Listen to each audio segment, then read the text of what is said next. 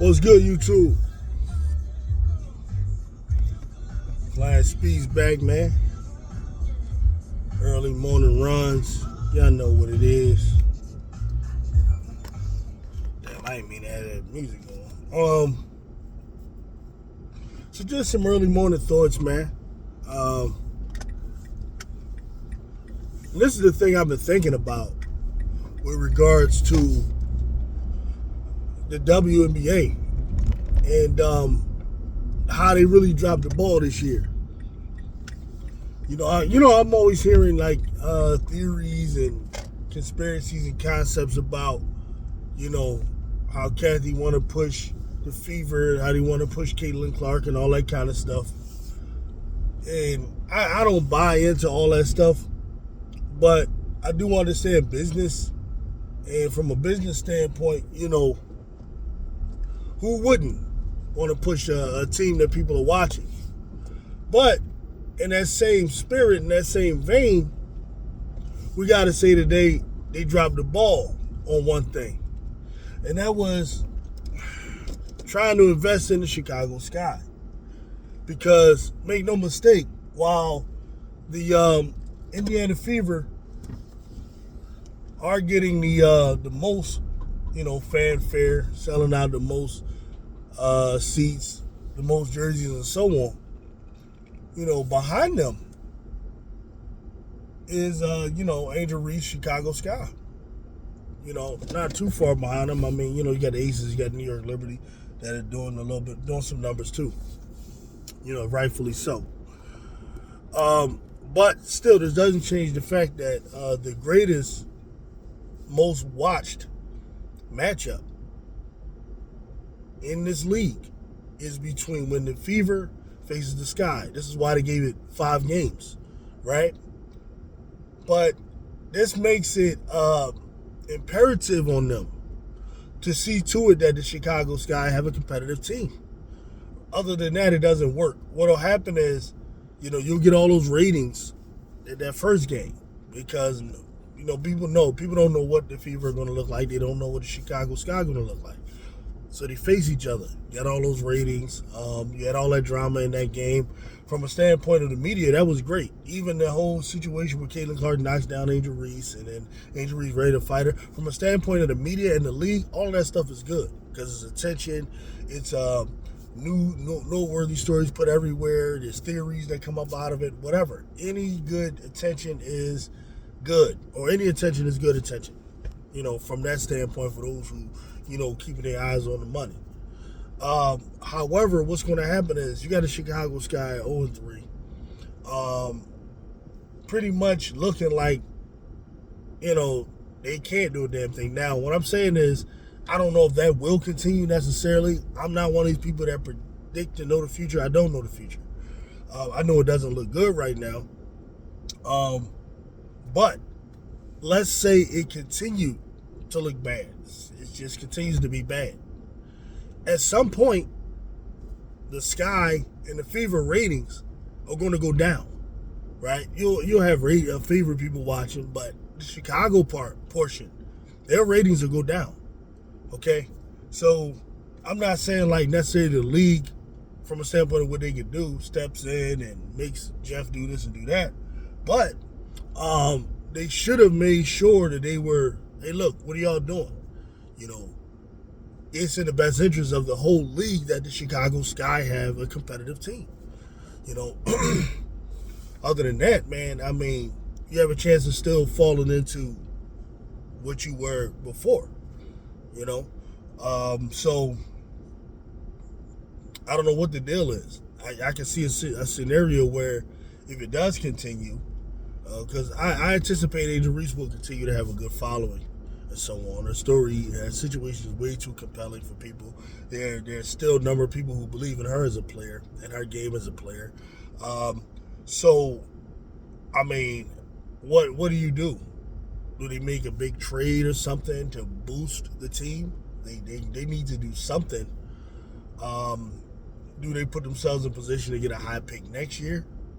Or do you consider, because of Angel Reese's brand, putting her in a better situation?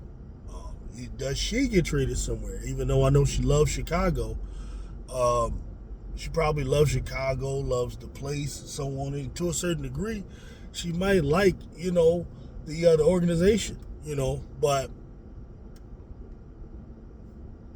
what happens? You got to accept if you're in an organization that just don't know what the hell they're doing, don't really know how to build a winner. There's even a championship they got prior to this. It seemed to me like it was lightning in a bottle. As I really looked into it, how it happened, trying to look at the history of the team, it seemed like more lightning in a bottle. A bunch of players who didn't really expect, to be there to do it. You had a legend in Candace. Goodness gracious, Candace Parker. You had the legend Candace Parker. You had Kalia Copper there. You had Vandersloot and so on. So it was just like the perfect storm, things working out. But it wasn't something with any lasting power. There was no return to it the year after or the year after that. You know what I mean? So it was just one of those standalone type of titles. So my point is, this organization hasn't shown an ability to build a winner that has any type of staying power with it. So hopefully, I'm not looking too far down the line. Does Angel Reese stay there? Is it in the interest of the league to have her stay there?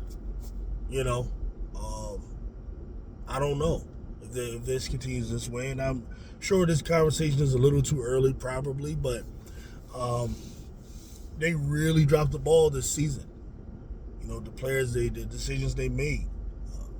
Listen, I still like Ariel Atkins because I'm going off of what I saw last season, and I believe that was one of the best players that I saw last year. Just remember, I look at both sides of the floor. A lot of y'all just looking at offense. I look at both sides of the floor. She was one of the best players I saw when I watched last year, so I didn't have a problem with us picking her up. But if you're not going to make her a central focus of the offense, if you're not going to make her the primary scorer, why would you spend such a high draft capital on her when you could have gotten, Sonia Citron or some other players at that 3 spot and just let it grow? I don't. Nobody I know understands why they did that. Now, the Ariel Atkins move makes it look like you're trying to put together a winner now. Getting Vandersloot, which is embarrassing, leads me to believe you thought Vandersloot can help you win now if you put Vandersloot with Ariel Atkins. You see what I mean? And the way Vandersloot has been looking, I don't think she's been god-awful, but she's just not good enough. The way she's been looking shows me that if y'all believed that she was somehow some answer, bruh, you're talking about a front office that just does not know what the hell they're doing. And how long before Camila Cardoso and Angel Reese come to the realization that you don't know what you're doing? And how long before they run out of patience and desire to maybe go somewhere else where their brand can thrive? When do these things happen? This is probably where the Chicago Sky might be at right now, man. And it's an ugly thing, an ugly thought. And I feel bad for, true Chicago Sky fans who live in Chicago, follow the team for some time. I do feel bad for them. I don't know where they're thinking or what they're doing.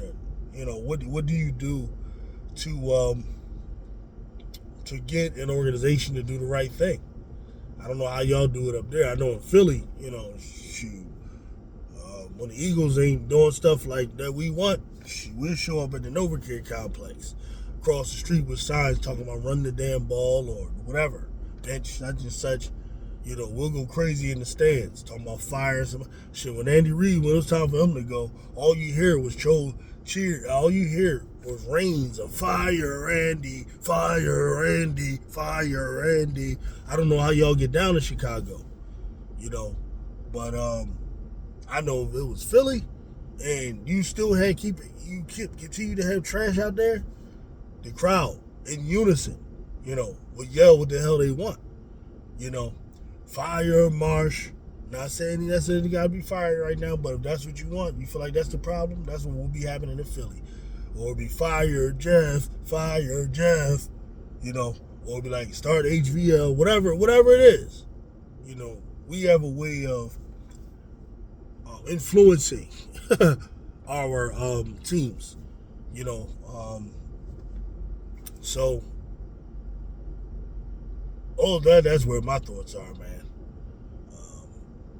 Unless they can somehow turn it around and catch another little lightning in the bottle situation, which I don't think is impossible.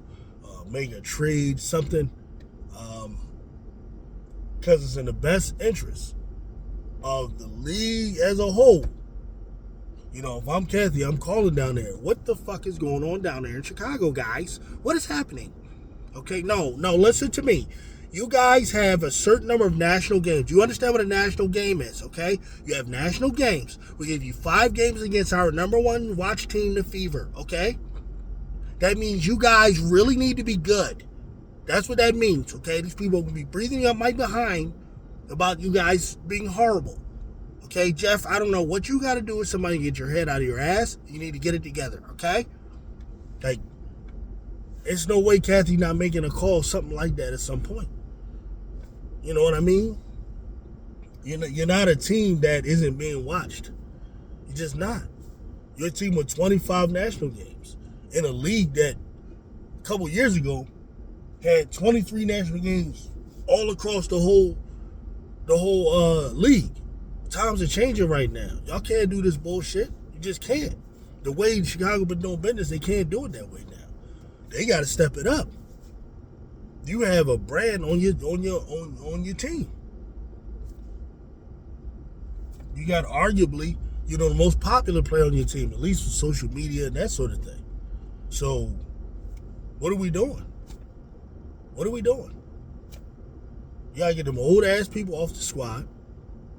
Get some of them younger players in there that can hustle, that's gonna rumble, or whatever. And then honestly, man, I think people would rather watch an HVL go through growing pains than to watch this shit. Like watching old head that is done. Just get all these minutes. So these are the things they got to think about, man. Just let the young people put Maddie in there, man. Put freaking HVL in there and let them go through their growing pains, man. So that's what I got on that, man. Morning reflections. You know what I'm saying? Let me know how y'all feel, man. Peace.